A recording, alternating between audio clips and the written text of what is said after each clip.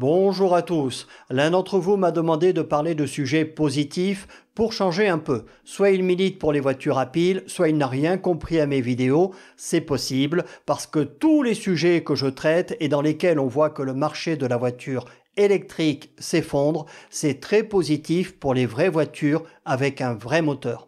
Après, ne soyons pas dupes non plus. Certes, en France, on a changé de gouvernement. Voici notre ancien Premier ministre et le nouveau, ainsi que le président de l'Europe fédérale que nous sommes devenus. Vous ne saviez pas ? Ah, mais c'est nouveau en fait, vous ne voterez plus maintenant. De toute façon, ça servait à rien, les gens votaient pour n'importe qui, donc ils le font pour vous, c'est plus rapide, plus économique et plus efficace. Donc, ne rêvons pas, ils ne reviendront pas sur les mesures qui ont été prises. Ces gens ont pour mission de déconstruire l'histoire et tous les symboles de l'Occident dans le but de totalement contrôler le citoyen lambda qui ne devra plus rien posséder. Je pourrais citer 100 000 exemples, mais au niveau de l'automobile, désormais la règle c'est quoi ? On n'achète plus, on loue, LLD, LOA, et comme ça tu payes toute ta vie.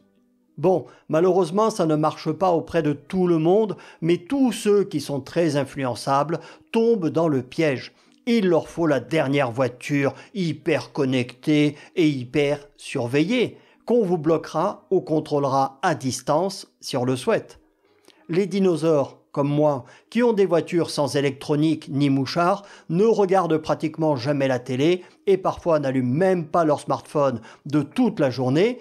On est considérés comme des gens dangereux qu'il faut éliminer. Donc, la vidéo d'aujourd'hui fait suite au message de l'un d'entre vous que je remercie et qui a attiré mon attention sur une chronique de François Langlais sur RTL. Je vous mets le lien dans le descriptif parce que si je publie des extraits, je vais encore me faire censurer. Pour résumer, François nous dit que c'est l'hécatombe pour les fabricants de batteries qui annulent, ça je vous l'avais déjà dit, la construction d'usines de production en Europe, que celle d'ACC à Douvrin dans le Pas-de-Calais n'a qu'un seul bâtiment sur 4 en production et ils ont 50% de déchets dans leur fabrication. En plus, ils utilisent une technologie qui est obsolète, car les Chinois qui ont toujours 10 ans d'avance sur nous sur le sujet passent déjà aux batteries solides et semi-solides qui semblent bien meilleures. Ils nous parlent aussi d'autres projets d'usines de fabrication de batteries financés par nos impôts, bien sûr, qui finalement n'ouvriront pas ou à capacité de production très réduite et ça nous coûte des dizaines de milliards de subventions. Et pareil, ils veulent utiliser une technologie de batterie déjà obsolète. Et oui, les batteries modernes, il n'y a que les Chinois qui en maîtrisent la technologie.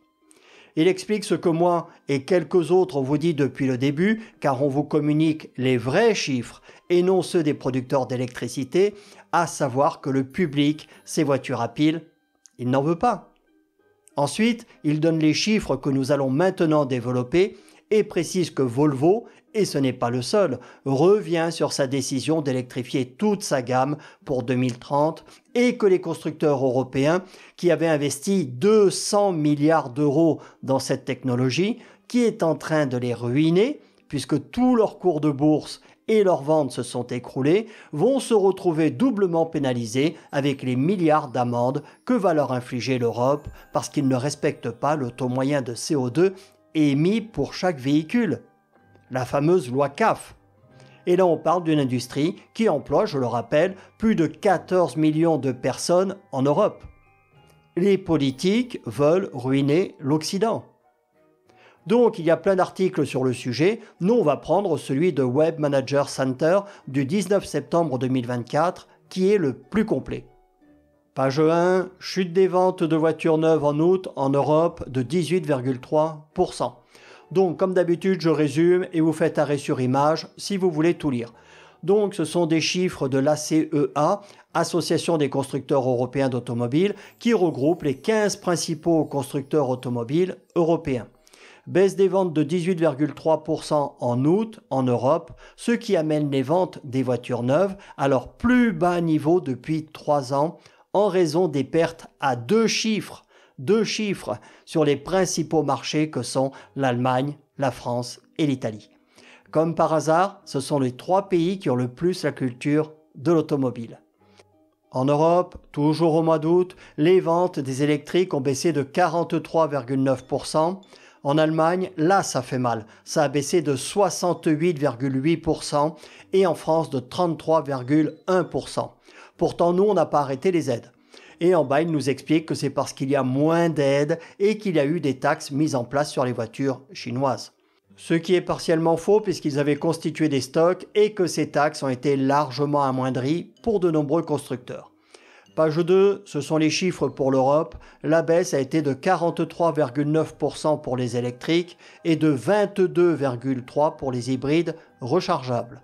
Les hybrides non rechargeables, comme les autres mois, elles progressent de 6,6% pour atteindre une part de marché de 31,3%. Et oui, entre plusieurs mots, les gens se replient sur le moindre. Mais s'ils avaient vraiment le choix, c'est pas ça qu'ils achèteraient. On nous dit que les immatriculations ont baissé de 14,8% pour Volkswagen, 29,5% pour Stellantis, ça n'étonnera personne, et 13,9% pour Renault. Alors Tesla, eux ils prennent cher, très cher, moins 43,2%. Et pour le chinois SAIC, qui est le propriétaire de MG, c'est une baisse de 27,5%. On nous explique que pour tenter de booster le marché des électriques, puisque ça ne se vend que s'il y a des remises énormes, plus des aides des États, l'Allemagne, alors c'est mal rédigé dans l'article, met en place un système de déduction fiscale pouvant aller jusqu'à 40% pour les entreprises qui investissent dans des voitures électriques. Soi-disant pour accélérer la transition écologique, alors que l'électricité allemande est la plus polluante d'Europe, puisqu'ils utilisent des centrales à charbon. Prenez-nous pour des glands une fois de plus. Déductions fiscales qui seront compensées par les impôts et taxes de tous les citoyens qui, comme partout, sont ceux qui paient pour une technologie dont 90% d'entre eux ne veulent pas, qui favorise l'économie chinoise et détruit des centaines de milliers d'emplois chez nous. Tout ça pourquoi?